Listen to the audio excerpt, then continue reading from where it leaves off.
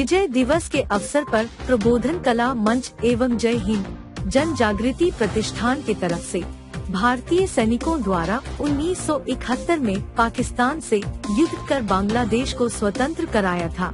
इस युद्ध के 50 वर्ष पूर्ण होने पर भारतीय सूरवीरों के सम्मान में विजय दिवस कार्यक्रम का आयोजन प्रबोधन ठाकरे नाट्यगृह बोरीवली में किया गया था, जिसमें वीर माता ज्योति राणे युद्ध के शहीद सैनिकों की पत्नियों को सम्मानित किया गया।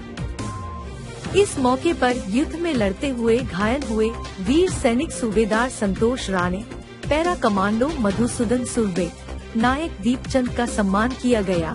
कार्यक्रम में मुख्य अतिथि शिवसेना उपनेता एवं महारा सभापति विनोद घोसालकर तथा संवाद लेखक दिलीप शुक्ला, मुंबई बैंक के संचालक अभिषेक घोसालकर, जय हिंद जन जागृति प्रतिष्ठान अध्यक्ष जयवंत राउत सहित भारी संख्या में गणमान्य लोग उपस्थित थे।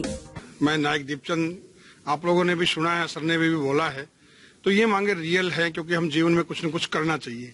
आज मैं अभी आप पूछ ही रहे हो, तो जैसे शहीदों के लिए हर जगह प्रोग्राम होते हैं, मगर जो दिव्यांग सैनिक हमारे जैसे हो जाते हैं उनके लिए कोई प्रोग्राम नहीं होता है। तो मैं आप लोगों के माध्यम से एक और ये बोलता हूँ कि भाई शहीदों के साथ साथ हम लोगों को भी मत भूलिए, क्योंकि हम आपके सामने जीते जागते घूम फिर रहे हैं।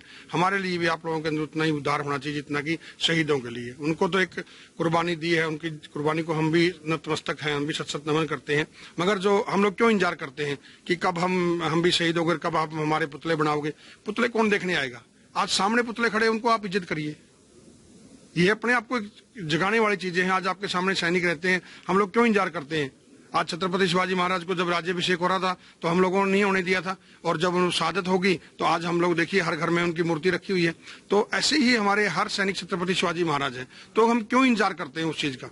हमें पुरखों ने क्या सिखाया था, लेकिन उस चीज को हम नहीं सीख रहे। आज हमारे सामने एक खुला ग्राउंड है, आज हमारे सामने हीरोज खड़े हुए हैं, फिर भी हम उनको नहीं मानते हैं। और जो ये संकल्प जो ध्यान में आई, सर ने जो बोला है, क्योंकि बाकी संस्थाएं हर चीज के लिए है, वृद्धाश्रम है, सिविलियंस के लिए बहुत कुछ है, कुछ सैनिकों की दिक्कत आ जाती है। जैसे मेरी एक कंडीशन थी, तो जयवंत रावत जी जब मेरे से बात कर रहे थे तो मुझे देख करके उनके दिमाग में ये बात आई कि दीपचंद जी कुछ न कुछ सैनिकों के लिए जरूर होना चाहिए, आपका क्या विचार है? मैंने बोला सर मेरा तो हमेशा से ही तात्पर्य है कि सैनिकों के लिए कुछ न कुछ जरूर होना चाहिए। आज सर से जैसे मैंने बात किया, कभी कभी हमारे साथ भी ऐसा हो सकता है कि हमारे बच्चे भी हमें बाहर निकाल दे।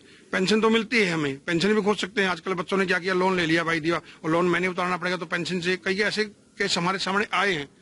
तो इस चीज को देखते हुए सभी देशवासियों से आज यही अनुरोध किया कि भाई ये चीजें साथ साथ में अगर हमने रियल में कुछ सैनिकों के लिए ऐसा आश्रम बना दें कि जिसको रहने के लिए कोई जगह ना हो, और वो तब तक अपना टाइम पास करे जब तक वो जिंदा है। ये उनका अधिकार ये रहेगा कि जब तक वो जिंदा है, उसकी बीवी जिंदा है, ऐसा नहीं हो कि कल उनके आश्रम के ऊपर उनके बच्चे कब्जा करने लग जाए, उनका कोई योगदान नहीं रहेगा। ये स्पष्ट शब्दों में है, क्योंकि कई आदमियों को गलत मैसेज आता है कि चलो भाई अगर हमारे लिए बंगला दे दिया तो बाप को मिल गया, बेटे कब्जा कर लेंगे। ऐसा ये चीजें नहीं होनी चाहिए। और सभी ने आज ये भारी मात्रा में ये बोला है, सर ने भी बोला है, मेरी भी यही तमन्ना थी कि 10 नहीं तो 5-5 आदमी, एक मीडियम क्लास का बंदा 5 आदमी भी लेके आएगा। जैसे मैं हूं, मेरी भले ही कंडीशन ऐसी हो, आज मुझे 35,000 पगार मिल रही है, मगर हर मंथ में 1,000 रुपये अपने डिसेबल सोल्जर और मेरे वीर परिवारों के लिए आज भी रखता हूं। जब मैं ये काम कर सकता हूं तो आप लोगों से मेरी यही अनुरोध है कि हम लोग कुछ कर सकते हैं अपने लिए। तो कितना भी रोते रहेंगे ना, मैं आपको कसम से बता रहा हूं, पैसे के अंदर मुझे देखिए आप, पैसा कुछ भी नहीं है, लेकिन मैं आज भी खुश हूं ना। तो मैं क्यों खुश हूं? क्योंकि मेरे दिन में हमेशा चलती रहती है बातें कि कभी भी कुछ भी करना है तो दूसरों के लिए कुछ करिए, हमेशा कर्म भी करना है तो दूसरों के लिए कुछ करिए। हमेशा कर्ण की तरह आप सोचिए ना कि दुर्योधन की तरह कि मैं लूट को शूट करके राजा बन जाऊं, ये बन जाऊं। नहीं, कर्ण की तरह दानवीर बनिए। अगर आपने देश के लिए कुछ करना है तो दूसरों के लिए, इस मातृभूमि, इस कर्म भूमि के लिए आप करके जाइए। अगर आपके पास कोई रास्ता नहीं है तो हमारे पास बहुत से ऐसे, मेरे पास में दिव्यांग सैनिक है, वीर माताएं हैं, आप ग्राउंड में काम करिए। जैसे सर से मैं 4 साल पहले मिला था तो भावना कुछ अलग थी कि नहीं यार, लेकिन जब इनसे धीरे धीरे नजदीकी आई तो विचार बदले कि नहीं यार, हर आदमी एक जैसा नहीं होता। इनकी सोच हमारे प्रति बहुत अच्छी है, और आज इन्होंने खुद भी कबूल किया कि नहीं ये काम हम लोग जल्द से जल्द शुरुआत करेंगे। आपने स्वर्गीय जनरल बिपिन रावत जी के नाम पर भी कुछ करने की बात? हाँ, बिपिन रावत जी के नाम से ही मैं चाहता हूँ कि क्योंकि देखो पहले सीडीएस से थे तो उनको हमने कैसे यादों में रखना है। आज हम लोग हर चीजों का नामकरण कर देते हैं, आज भी हमारे शहीदों की स्मारकें नहीं है। वैसे ही मैं चाहता हूँ कि ये संकल्प आश्रम जो हम लोग करना चाहते हैं, वो पहले जो सीडीएस थे हमारे, मेरे बहुत करीबी थे, मेरा घरेलू संबंध था। आज मुझे कारगिल योद्धा बोलने वाले वही एक सीडीएस साहब थे, उन्होंने मेरे को पर्सनल कॉन्टैक्ट भी दिया हुआ था कि मिसाइल मैन बोलते थे मेरे को कभी भी कोई दिक्कत आती है तो आप कभी भी बिला संपर्क करिए। तो मैं चाहता हूं कि मैं पहल क्यों नहीं करूं, कि जब मेरे इतने क्लोज थे तो मैं चाहता हूं कि इस संकुलन आश्रम की उन्हीं के नाम से पहल हो। और ये पूरे देश के थे, मेरे अकेले के नहीं थे, पूरे देश के लिए थे। और हमारे एक प्राउड की बात होनी चाहिए मुंबई वासियों के लिए नहीं, पूरे देशवासियों के लिए, कि उनके नाम से कोई हम लोग ये शुरुआत करना चाह रहे हैं। आज विजय दिवसाच्या खूप खूप शुभेच्छा। मी पॅरा कमांडो मधुसूदन सुर्वे, शौर्य चक्र, मला 11 गोळ्या लागलेल्या आहेत आणि माझा डावा पाय संपूर्ण गुडघ्यापासून निकामा आहे, दुसऱ्या पायामध्ये रॉड आहे आणि पोटातल्या सर्व आतड्या काढून ते आता आर्टिफिशियल आहेत। मी देशवासियांना सांगू इच्छितो की आजचा जो विजय आहे तो विजय ज्या योद्ध्याने लढला, 93,000 पाकिस्तानी सैनिकांना गुडघ्यावरती टेकून त्यांचे हत्यार खाली ठेवून आज आपण त्यांच्यावरती विजय मिळवला। विजयच नाही मिळवला तर 2 तुकडे झाले देशाचे आणि बांगलादेश नवीन देश तयार झाला। त्याच्यासाठी आणि जे शहीद झाले, जे वीरगतीला प्राप्त झाले, जे विकलांग झाले, त्यांच्या सगळ्यासाठी मी त्यांना श्रद्धांजली देतो। आणि आज जनजागृती प्रतिष्ठान आणि प्रबोधन कला मंच यांचं आज एक नवीन एक संगोपन आहे त्यांच्यासाठी, की सैनिकांसाठी वृद्ध अवस्थेमध्ये असल्याच्या नंतर त्यांना काहीतरी घर, कारण वयोवृद्ध झाल्याच्या नंतर माझ्यासारखी विकलांग व्यक्ती जर असेल तर त्यांना जर मुलाने जर काढलं बाहेर तर मग त्यांनी करायचं काय। तर त्यांच्यासाठी घोसाळकर साहेब किंवा जनजागृती प्रतिष्ठानचे अध्यक्ष जयवंत राऊत साहेब यांनी एक मनशा ठेवली आहे। संपूर्ण देशाची सगळेजण त्याच्यासाठी मदत करू शकतात की सैनिकांसाठी आपण काय करू शकतो। तर सैनिकांसाठी फक्त जर तुम्ही जर घराची जर व्यवस्था जर आपल्या माध्यमातून जर होत असेल तर तुम्हाला सगळ्यांना माझी विनंती आहे की तुम्ही यांना भरभरून साथ द्या। आणि आजचा जो हा दिवस आहे विजय दिवसाच्या तुम्हाला खूप खूप शुभेच्छा। वीर नारी, वीर पती, वीर पत्नी आणि शहीद झालेले, वीरगतीला प्राप्त झालेल्या सगळ्यांना माझे कोटी कोटी नमन। जय हिंद। मला वाटतं आज संपूर्ण भारत देशामध्ये, हिंदुस्थानामध्ये आजचा जो दिवस आहे तो विजय दिन म्हणून साजरा केला जातो। कारण आज 16 डिसेंबर 1971 साली भारतीय सैन्याने पाकिस्तानाला गुडघे टेकायला लावले, पाकिस्तानवरती विजय मिळवला आणि त्याच्यातून बांगलादेश देशाची निर्मिती झाली। आणि म्हणून हा भारताच्या इतिहासातील सैनिकांच्या, आर्मीच्या दृष्टिकोनातून एक भारताने मेसेज दिला की आमची मुत्सद्देगिरी देशाची छत्रपती शिवाजी महाराज असे लढले त्याचप्रमाणे आपले सैनिक अल्पावधीमध्ये 13 दिवसामध्ये 93,000 पाकिस्तानी सैनिकांना गुडघे टेकायला लावण्याचा तो आजचा दिवस। आणि म्हणून हा दिवस आज आम्ही हे सगळे बघा, सगळे योद्धे आहेत। हे आमचे संतोष राळे आहेत, सुभेदार कमांडर मधुसूदन सुर्वे आहेत, कारागीर योद्धा दीपचंद आहेत, सुळे साहेब आहेत। 71 साली जे हे स्वतः त्या युद्धामध्ये 65 डाक्यापर्यंत पोहोचले होते।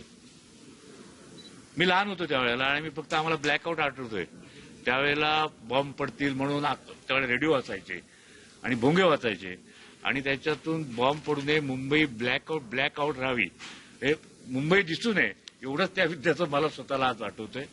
पण आज आमच्या या 2 संस्थांनी, जे प्रबोधन कला मंच आहे आणि आमची ही जय हिंद जनजागृती संस्था आहे, यांनी आजचा हा कार्यक्रम आयोजित केला आणि यांचा सन्मान केला।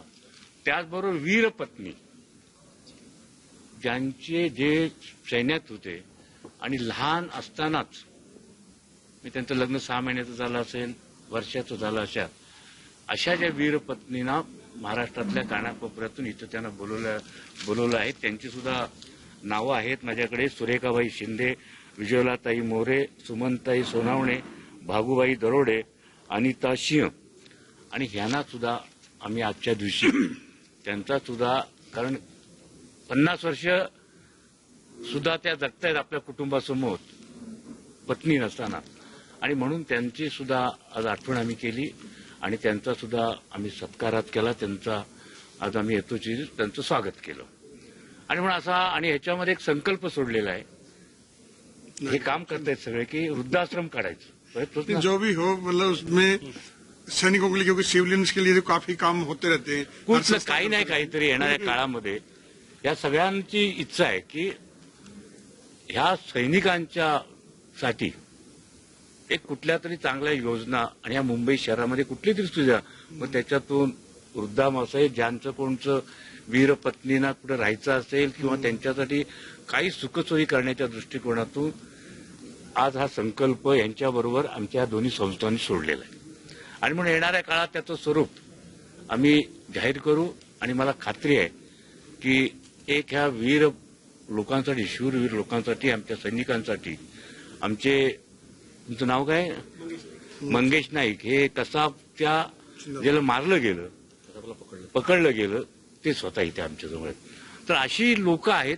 आपण ज्यावेळेला एखादा इन्सिडेन्स होतो त्यावेळेला सरकार असेल, समाज असेल, वेगवेगळ्या संस्था असेल, ते तेवढ्यापुरतं त्यांचं कौतुक केलं जातं, त्यांना पारितोषिक दिली जातात, त्यांचा सन्मान केला जातो.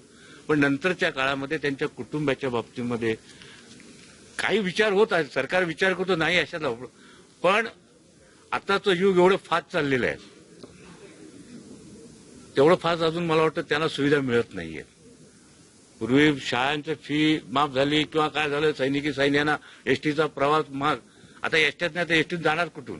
त्यामुळे या सगळ्या गोष्टी वेगवेगळ्या पद्धतीनं आधुनिकीकरणामध्ये ह्या सगळ्या सैनिकांच्या कुटुंबाचा विचार केला जाईल अशा प्रकारचं काहीतरी या माध्यमातून उभं करण्याच्या दृष्टिकोनातून आज आम्ही ह्या दिवशी संकल्प केला आहे. आणि मला खात्री आहे की शासन आणि आम्ही सगळे ह्याच्यातून एक चांगला प्रकारचा एक भव्य प्रकल्प उभा करू अशी आज मी संकल्प करतोय.